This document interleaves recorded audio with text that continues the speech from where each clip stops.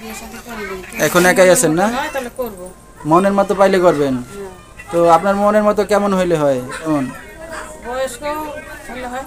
আচ্ছা, বয়স হইলে হবে। আচ্ছা, তো কোনো দর্শক ভাই যদি যোগাযোগ করতে চায় কিভাবে করবে? করব। মোবাইলের মাধ্যমে?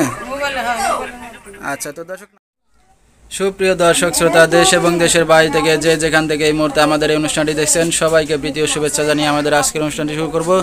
দর্শক, আজকে আমাদের মাঝে আছে এক আপু, শুনবো তার জীবনের গল্পগুলো। তো চলুন কথা না বাড়িয়ে তার সাথে আগে আমরা পরিচিত হই না। আপু, আসসালামু আলাইকুম। ওয়ালাইকুম সালাম। কেমন আছেন আপনি? ভালো আছি। নাম কি আপনার? আয়শা। আয়শা। দেশের বাড়ি কোথায় আয়শা? দেশের বাড়ি শেখপুর। কোথায় থাকেন এখন? থাকি নবীনগর। কে কে আছে আয়শার ফ্যামিলিতে? আছে একটা দুটো বাচ্চা আছে, ছেলে। আচ্ছা আচ্ছা, স্বামী ডিভোর্স দিয়ে চলে গেছে। দুঃখের বিষয়, এই বয়সে স্বামী ফেলে চলে গেছে, তাহলে একা জীবন তো পার করতে অনেক কষ্ট নাকি? হ্যাঁ। আচ্ছা, বাবা মা কোথায় আপনার? বাবা মা দেশে থাকে।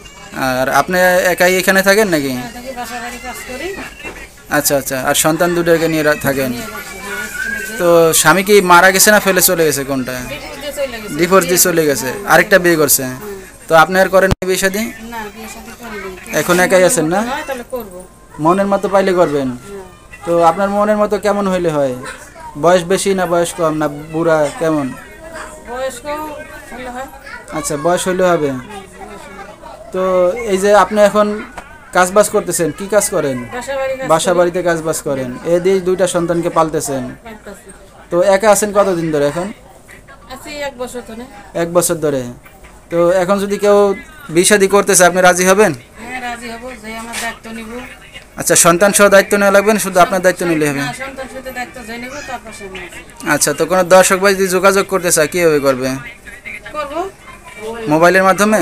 মোবাইলে হয়, মোবাইলের মাধ্যমে। আচ্ছা, তো দর্শক নাম্বারটা বলেছি, এই নাম্বারে যোগাযোগ করলে আয়শাকে পেয়ে যাবেন। যেহেতু স্বামী নাই আর বাবা মাও পাশে থাকে না এখন, আর খুবই কষ্টের জীবন, হয়তো নিজে একা কাজবাজ করে দুইটা সন্তানকে নিয়ে খুবই কষ্টের জীবনযাপন করতেছে।